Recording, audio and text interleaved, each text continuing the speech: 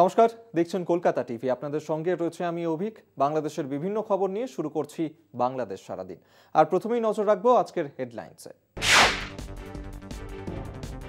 যুক্তরাষ্ট্রে যে ভিসার বিধিনিষেধ আরোপ করবে সেই সিদ্ধান্ত তারা আগেই জানিয়ে দিয়েছিল। ভিসা নীতির প্রয়োগ তারা শুরু করে দিয়েছে। বিজিবি প্রধান major general AKM Nazmul Hasan জানিয়েছেন, নির্বাচন উপলক্ষে সারা দেশে 1100 প্লাটুন ও 487টি নির্বাচনী বেজ মোতায়েন রয়েছে। আসন্ন দ্বাদশ জাতীয় সংসদ নির্বাচন ঘিরে বিএনপির পরিকল্পনা জেনে গেছে আইন শৃঙ্খলা বাহিনী, এমনই দাবি পুলিশের। বিএনপির পরিকল্পনা জেনে গেছে আইন শৃঙ্খলা বাহিনী, এমনটা জানিয়েছেন আইনজীবী চৌধুরী আব্দুল আল মামুন।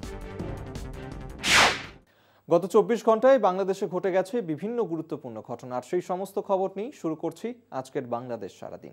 দ্বাদশ জাতীয় সংসদ নির্বাচন নিয়ে কমনওয়েলথ এবং OIC নির্বাচনী পর্যবেক্ষক দলের সঙ্গে বৈঠক করেছেন বাংলাদেশ আওয়ামী লীগ সাধারণ সম্পাদক। কমনওয়েলথ নির্বাচন পর্যবেক্ষক দলের নেতৃত্ব দেন টিম লিডার জামাইকার সাবেক প্রধানমন্ত্রী এবং OIC পর্যবেক্ষক দলের নেতৃত্ব দেন secretary general for political assistant secretary. বিদেশি পর্যবেক্ষক দলকে স্বাগত জানিয়ে সাধারণ সম্পাদক বলেন, নির্বাচন পর্যবেক্ষণ করতে ইতিমধ্যে বিদেশি অনেক সাংবাদিক ও পর্যবেক্ষক বাংলাদেশে এসেছে। তা দেখে আমরা উৎসাহিত বোধ করছি। তারা একটি অংশগ্রহণমূলক নির্বাচন সচক্ষে পর্যবেক্ষণ করবেন। আমরা আশা করব অবাধ, সুষ্ঠু, শান্তিপূর্ণ পরিবেশে এই নির্বাচন অনুষ্ঠিত হবে। নির্বাচনে বাধা দেওয়া বিএনপির বিরুদ্ধে কেন ভিসানীতি এখনো আসেনি, যুক্তরাষ্ট্রের কাছে তা জানতে চেয়েছেন বাংলাদেশ আওয়ামী লীগের সাধারণ সম্পাদক ওবায়দুল কাদের। যুক্তরাষ্ট্র কোন কোন ক্ষেত্রে ভিসানীতি প্রয়োগ হবে, নিষেধাজ্ঞা আরোপ হবে, এটা তারা স্পষ্টভাবে বলেছেন। নির্বাচনে যে বা যারাই বাধা দেয়, প্রকাশ্যে এখন বাধা দিচ্ছে বিএনপি এবং তাদের সমমনস্করা। নির্বাচন উপলক্ষে সারা দেশে 1100 প্লাটুন ও 487টি নির্বাচনী বেস ক্যাম্প তৈরি করা হয়েছে। তারা দায়িত্ব পালন করে যাচ্ছে। পরিস্থিতি নিয়ন্ত্রণের বাইরে গেলেও সে ব্যবস্থা রাখা হয়েছে বলে জানিয়েছেন বিজিবি মহাপরিচালক major general AKM Nazmul Hasan. এই জাতীয় নির্বাচন উপলক্ষে সারা দেশে আমাদের চূড়ান্তভাবে এখন পর্যন্ত 1155 প্লাটুন আমরা ডিপ্লয় করেছি, মোতায়েন করেছি, এবং এই মোতায়েনকৃত জনবল আমাদের 487টা বেস ক্যাম্প থেকে সারা বাংলাদেশে এটা দায়িত্ব পালন করছে, এবং যে কোনো মুহূর্তে আমাদের প্রায় 700 পেট্রোল দিন রাত এটা টহল কার্যক্রম পরিচালনা করছে।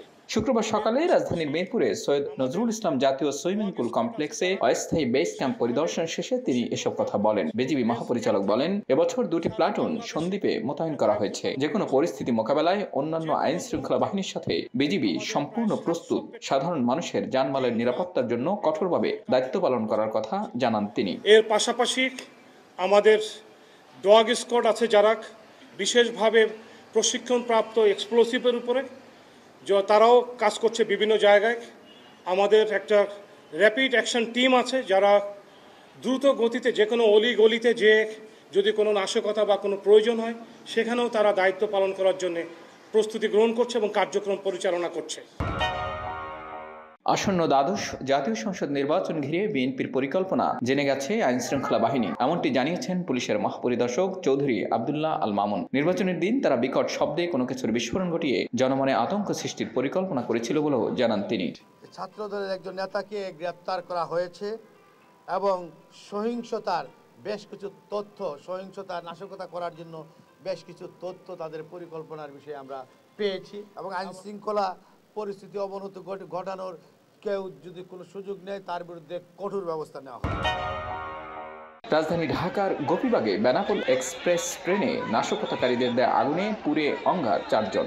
এছাড়া আরও বেশ কয়েকজন আহত হয়েছেন। অগ্নিসন্ত্রাসের খবর দেশের পাশাপাশি ব্যাপক প্রচার হয়েছে আন্তর্জাতিক গণমাধ্যমেও। কাতার ভিত্তিক সংবাদ মাধ্যম আল জাজিরার প্রতিবেদনে বলা হয়েছে, বাংলাদেশে দ্বাদশ জাতীয় সংসদ নির্বাচনের মাত্র 2 দিন আগে ট্রেনে আগুনের ঘটনায় দেশটিতে উত্তেজনাপূর্ণ পরিবেশের সৃষ্টি হয়েছে। দেশটির কয়েকটি বিরোধী দল নির্বাচন বয়কট করেছে এবং তারা নির্বাচন বানচাল করার চেষ্টা করছে। বাংলাদেশ সারাদিন আজকের মতন এই পর্যন্তই। দেখতে থাকুন কলকাতা টিভি, রাত দিন 7 দিন।